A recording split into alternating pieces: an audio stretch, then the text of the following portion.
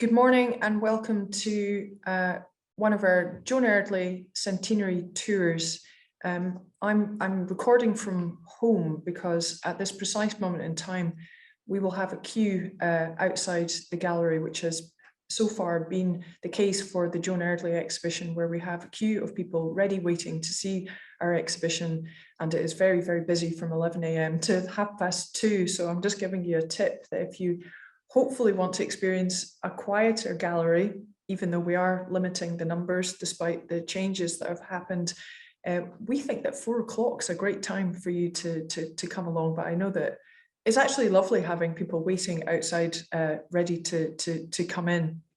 So this morning, this presentation is going to combine some of our archive material that is within the gallery and within our centenary publication. A lot of time and effort goes into making our publications, and it's 4 years that it's taken to bring this centenary exhibition together. So I'm just doing it in a slightly different way because Guy Peplow is going to be doing a lecture, and you're going to be meeting Joan Eardley's niece. And we have, and you're also going to be meeting Patrick Elliott from the Scottish National Gallery of Modern Art. So we've got a whole host of exhibitions to help you either understand or get to know different aspects of a very, very popular artist. So not to take for granted anything. I just need to let you all know that some of the photographs that you're going to see, they're courtesy of the Audrey Walker estate, and also courtesy of the family, which are within the collection of the National Galleries of Scotland in their archive. So we've got some of Joan Eardley's little box brownie photographs. So I'm just going to give you a very brief biography. So my colleague Lisa is in the background here, pushing the images on. And if you have any questions, please put in your questions and we'll try and answer. And hopefully this will give you a different way of either engaging in the exhibition. We know that some of you aren't coming to the exhibition, so you can come into our viewing rooms. We have a beautiful publication. There's different ways of you being able to see this without going anywhere, but hopefully you will be able to come in. So here is Joan Eardley standing in Townhead with her sketchbook. She was born on the 18th of May in 1921 in West Sussex. In 1939, Eardley's family moved to Scotland, settling in the Glasgow suburb of Bearsden in 1940. She enrolled at Glasgow School of Art the same year, and she went on to study at Hospital Field House's postgraduate art school in Arbroath in 1947, run by James Cowie, an individual that she famously didn't get on with, but who she definitely learned a great deal from. She completed a post-diploma year at Glasgow School of Art the following year, graduating in 1948. And that same year, she won a Carnegie Scholarship from the Royal Scottish Academy and a travelling scholarship from Glasgow School of Art, allowing her to go travelling through Italy and France. She began her journey in Florence, where she was particularly drawn to the simplicity of peasant life. After seeing Masaccio's Brancacci Chapel, Eardley wrote in a letter home, Masaccio saw the beggars, the poor people of Florence. They might have been painted only yesterday.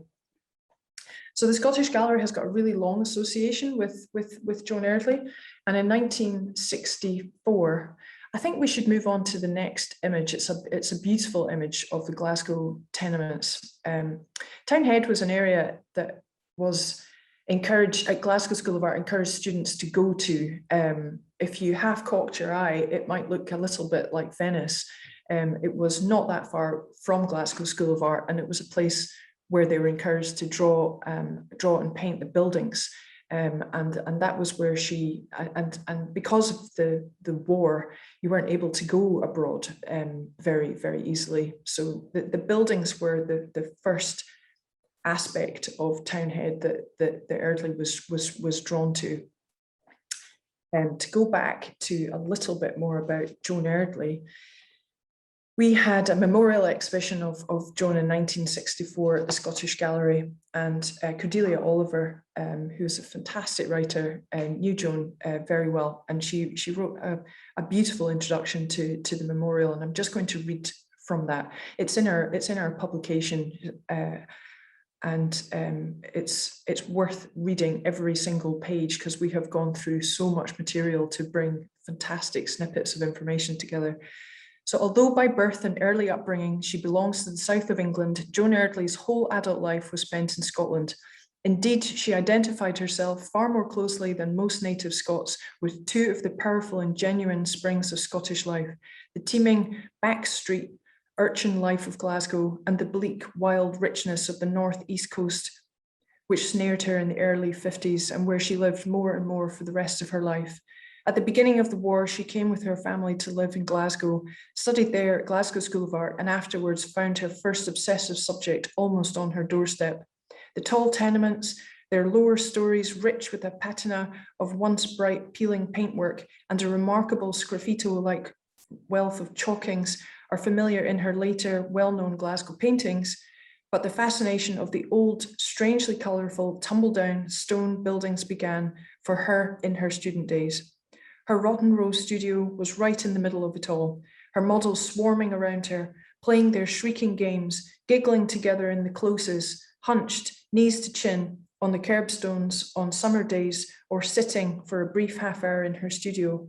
And how does one describe the language she invented to transmit her experience of the Kincardineshire seashore, the means of which, especially the later Cataline paintings, she could give a sense of the feel and smell and sound of the sea with its great phosphorescent bursts of breaking foam against a leaden sky, or the warm humming green air above fecund summer fields.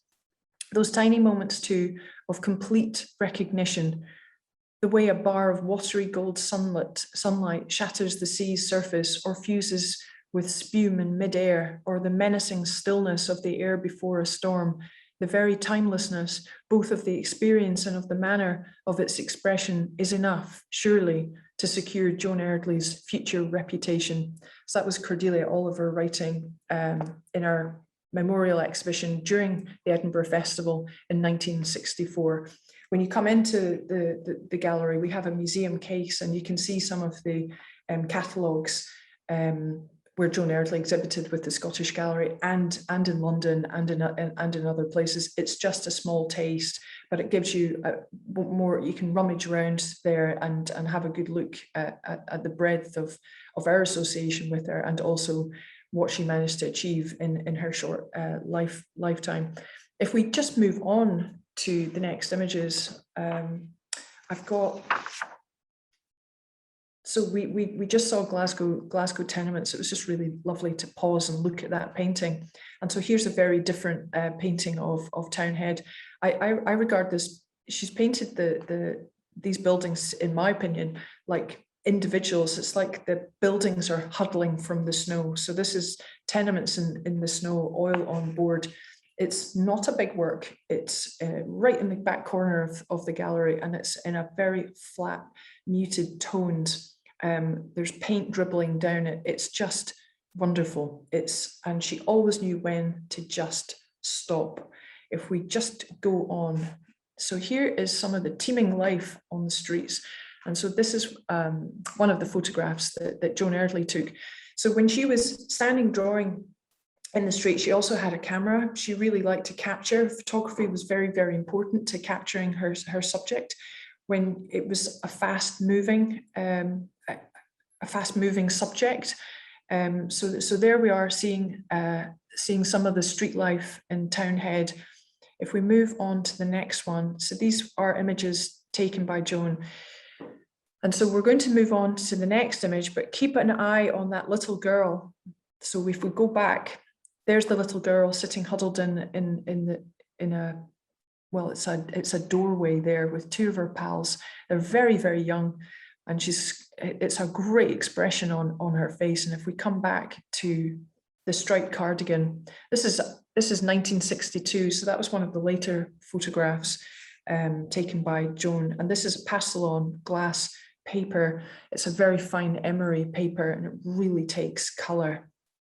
This is quite unusual because it's dated, and it would have been a preparatory sketch for a bigger work. You can see that she's worked on it really quickly, because that subject is not going to sit for very long, and she's captured all the personality of this little girl. So children became the main focus of Eardley's Glasgow in Eardley's Glasgow work in the mid-1950s. 50s, thanks to her report with the Samson children. She drew the children in the street and in her studio. They're usually shown isolated against an indeterminate background, so it is impossible to tell whether they are inside or outside. Some of the pastel drawings were done on sandpaper in order to catch as much of the rich pigment as possible. It is notable that few of the drawings seem to have been completed with particular paintings in mind. She made thousands of quick sketches outdoors and many resolved pastel drawings of children indoors. So this is one to find in the gallery and just look at the expression on her face and the highlights in her hair. If we go on to the next image, here's more of the Samson family in the studio. And if we go on, and you can see the rapport. I love this. This is Boy with Elastic Band. This is a drawing from 1962.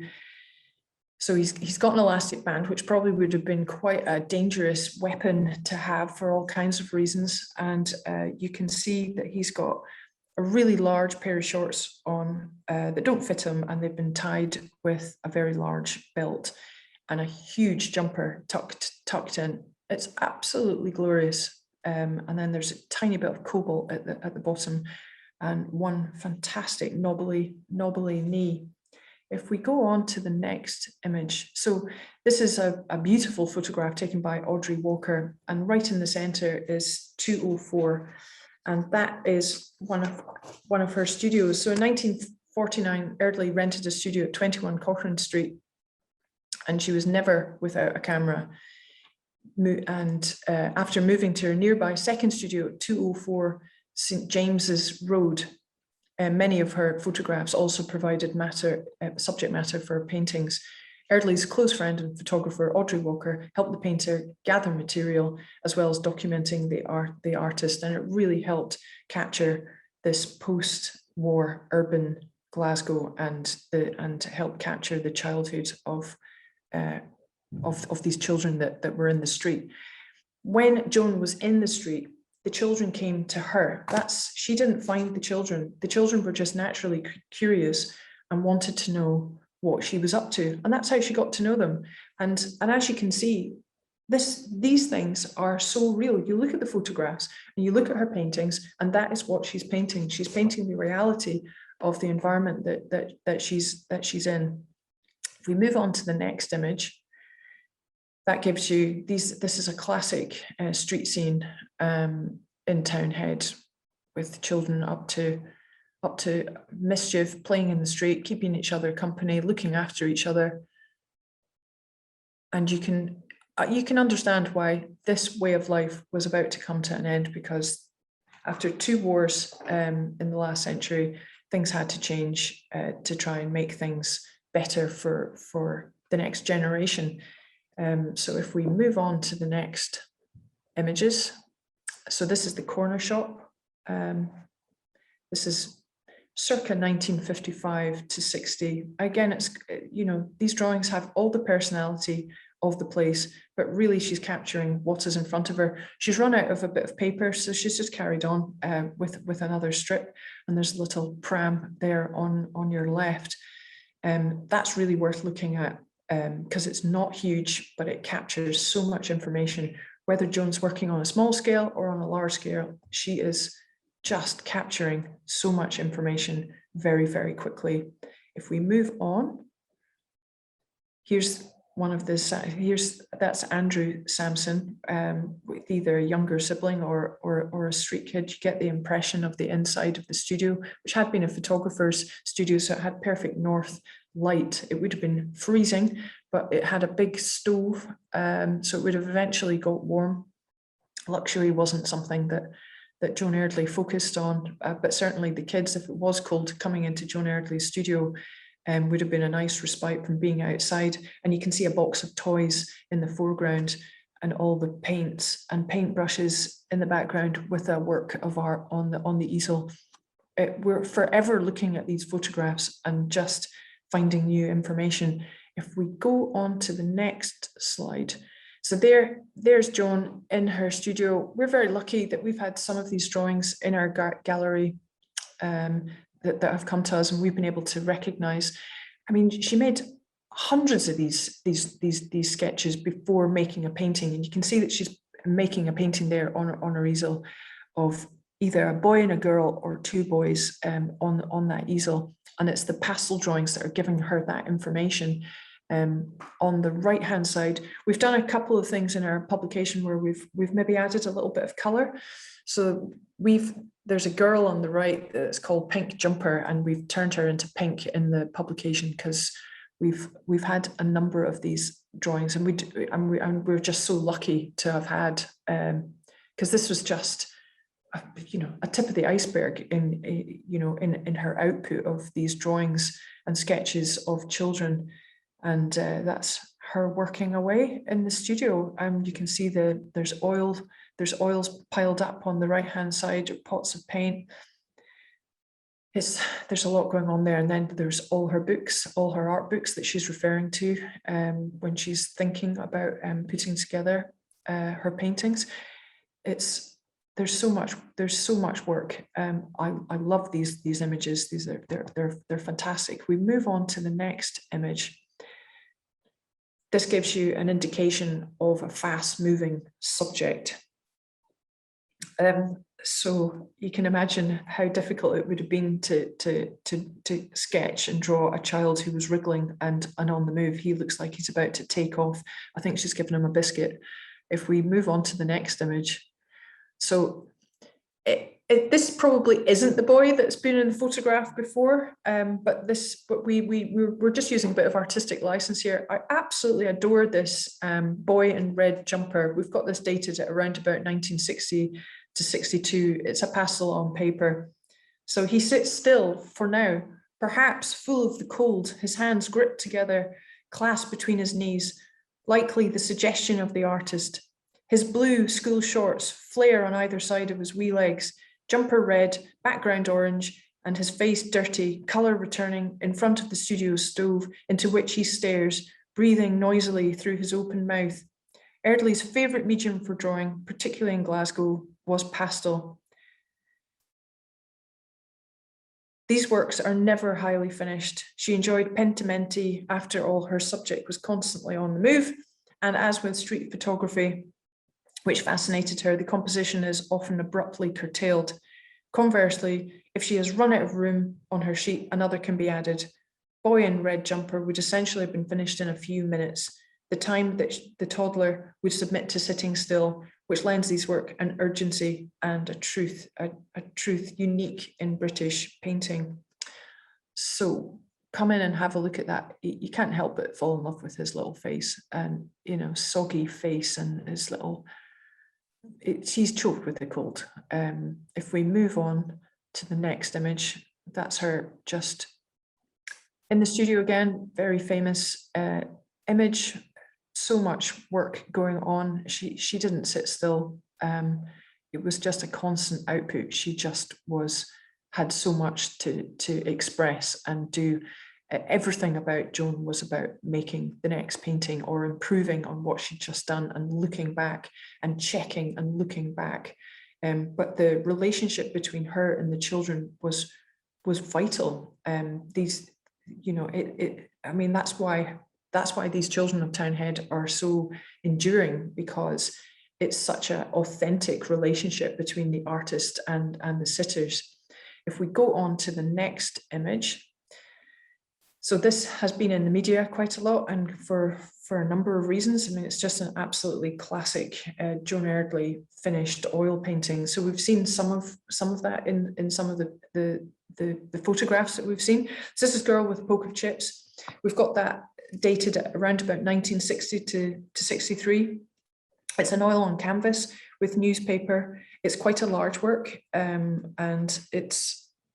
in this subject, the child portrait in front of a graffitied wall, which more than any other has formed the enduring bond between the artist, artwork, and the individual viewer. Her purpose is, as ever, to make a successful painting, but in doing so with love has achieved so much more.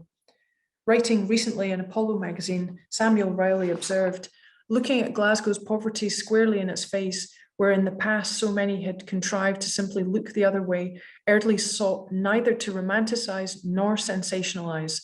She was driven in part by formal concerns. I do try to think about the children in painterly terms as much as any other term, all the bits of red and colour, but never the same thing running twice. Riley identifies the dignity of autonomy, of individual vision, and the artist brings to bear on her subject.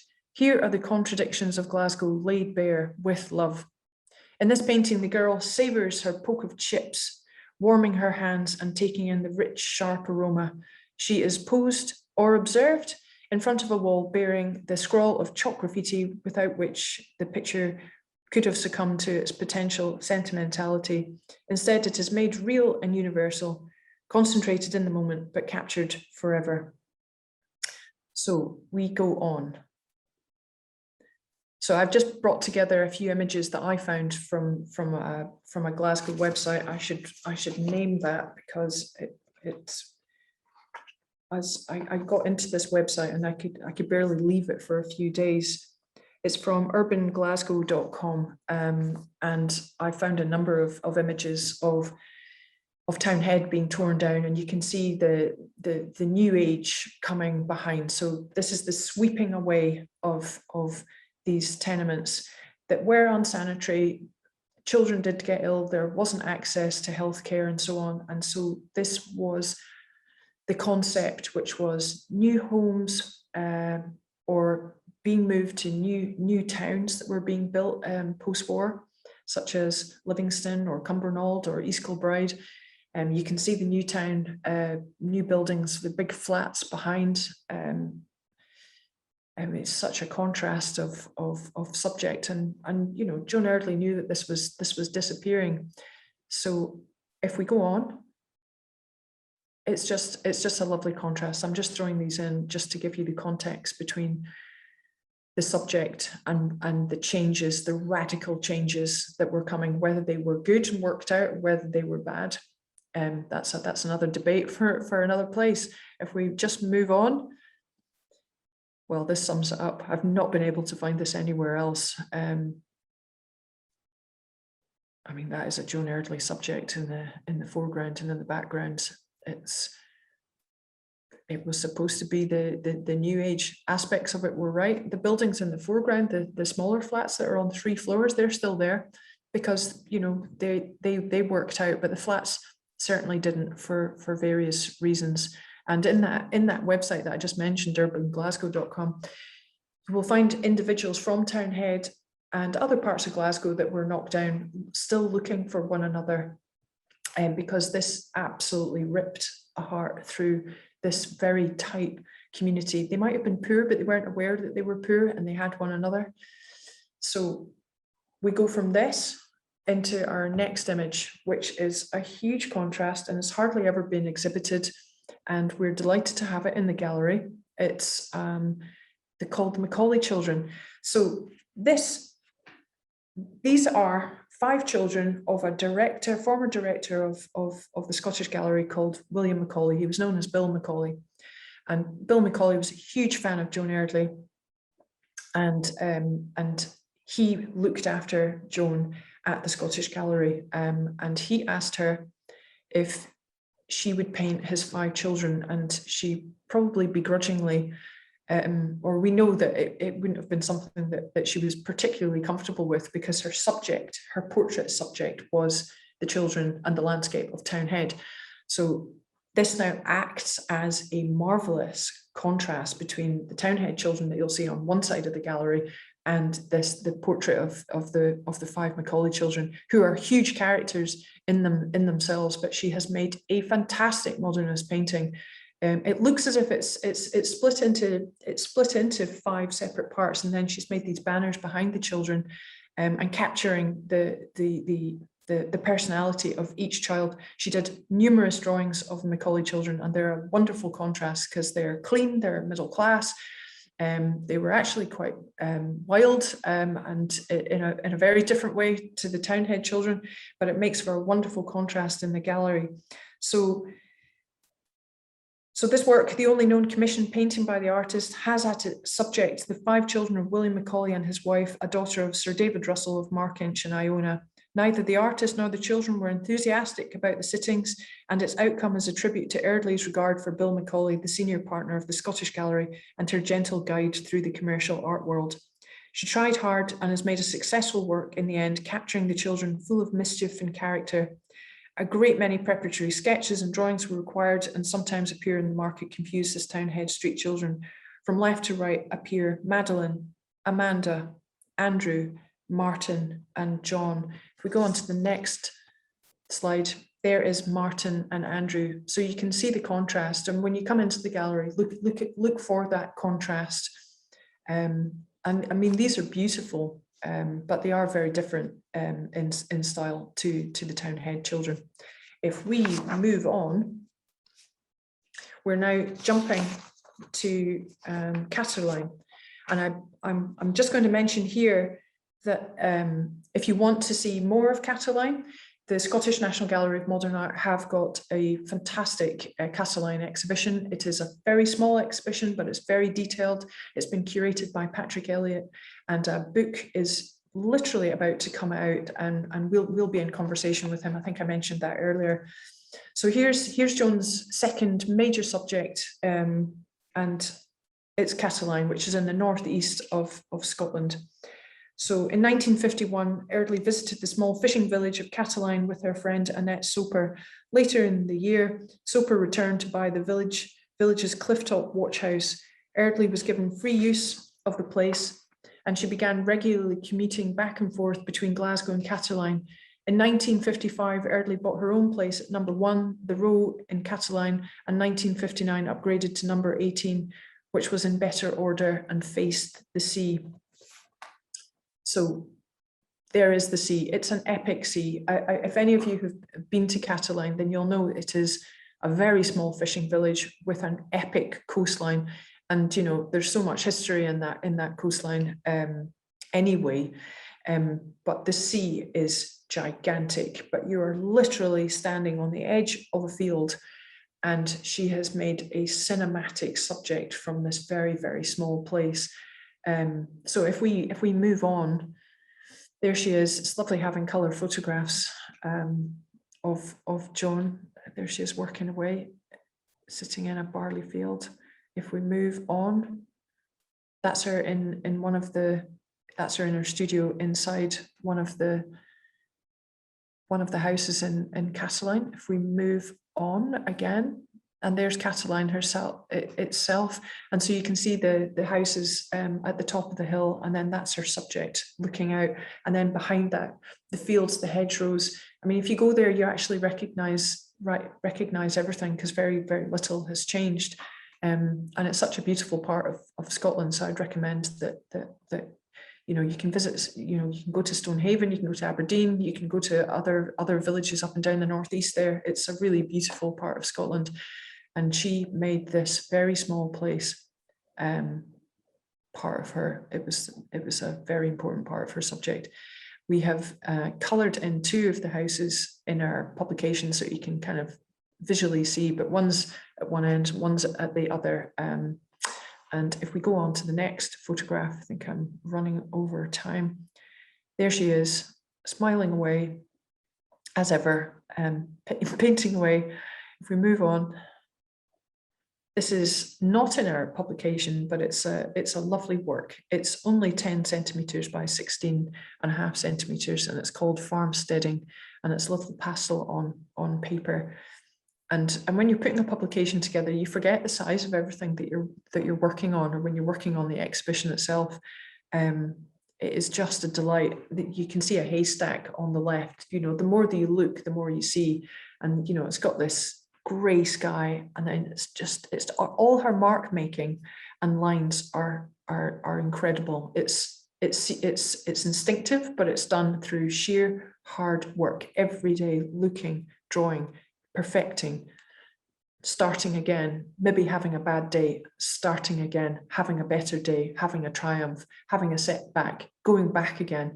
If we go on to the next image, we can just, these are lovely. We've created a little Cataline room in the exhibition, We've painted the walls blue, and that is so that these works jump out. So these are beehives, watercolor and pastel, and you can just see the energy and the information running through the color, the mark making. These are just wonderful to look at. If we go on to the next one, we're looking at corn stalks here. Again, this is not a large work, but it's a bit larger than beehives. It's so this is the corn stalks, pastel on paper, and that's a really remarkable work. I love looking at these. If you go on to the next image. And then this is a much larger work of Cataline landscapes. This is a big oil on board. It's 94 by a meter. It's not one of her epic landscapes, but the energy, the rigor, the movement, the weather, everything is there captured in this painting. If you come in, have a look at it, because you keep seeing more color. We just did a talk on the tapestry this week as well, and that was a fabulous way of looking at the color palette of Joan Eardley. If we go on to the next one, this is Trees and Haystacks, Sunset, oil on board. It's very, very small. It's very poignant. The sun's going down. The haystacks are there. This is painted around about 1957 to 60. Now she loved this place in the same way that she loved Townhead, but it was very, very different. She didn't keep these two places completely separate. She did take Andrew Sampson from Townhead to Cataline. And when she was in Cataline, the artist liked to walk around the fields and farms, often bringing a sketch pad or a rucksack with oil paints. She liked the wind-blasted trees where cattle would shelter. She loved the low winter sun and distinctive profile of the Kincardineshire haystacks, as depicted here. For Eardley, there was enough inspiration for a lifetime of painting and more, and this drove the urgency in her work, the sense that nature would not be tamed or obliged with the same conditions ever again. Her response was to work tirelessly, which ironically must have contributed to her final illness. If we move on, there she is in the fields there at Cataline. You can see the trees are shaped there by the high winds. And she said the more that you stood on the same spot, the more she saw and the more she wanted to paint. And so this is, if we move on to the next drawing, there she is. And so I'm illustrating the next subject. So I'm using these photographs so that we move on to the next image, so that you can see the truth within her work from the photographs into the subject. So this is ripening barley, which is a really substantial drawing. It's gouache, and again, it's really worth looking at, taking the time to look at the work when you're in the gallery, because there's so much information. It's just utterly captivating. I'm feeling that I'm running out of time. If we go on to the next subject, that's her working away outside the cottage. If we move on to the next image, she would often chain her easels to the ground, and there you can see some of the, well, that's probably a spring tide in the background there, where it can actually be really still on the land, but it's huge waves and swell out there, and you can see that she's getting into the moment. She's wearing many layers there to keep warm. So we've got the next image we've got is grey beach and sky. This is fantastic in the gallery because you might not be able to see all the color. So with an ultramarine background, it's extraordinary that makes the color jump out within this painting. So 3 large canvases all worked throughout the day from my front door or thereabouts. It has been a perfect painting day, not as regards climate. I wore a fur coat for the first time, but for beauty, quite perfect. A big sea with lovely light, greyness and blowing swirling mists, and laterally a strong wind blowing from the south, blowing up great froths of whiteness off the sea like soap suds onto the field behind our wee house. And towards evening, the sun appeared shrouded in heavy mist and turned yellow and orange and red, with great swirls of mist obscuring her every now and again. I wanted so much to paint the sun, but it meant turning round and leaving my sea, or else running around paints and all to the other side of the bay. and I just hadn't time or energy to do this. Tomorrow, perhaps there will be the possibility of the sun again, and I can take up my position. The other side, by the minister's house, I think it could be good there. So there's her talking about her.